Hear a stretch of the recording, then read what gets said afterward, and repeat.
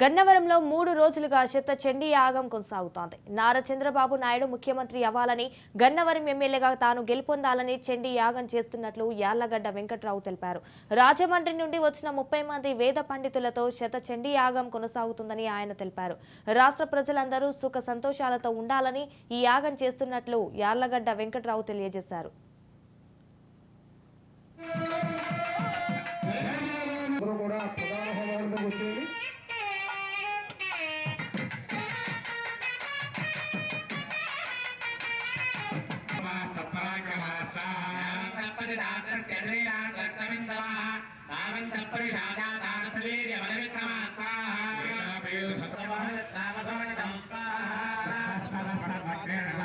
సంప్రదీక్షతి ముఖే సమగ్రాయ స్యారక్తలా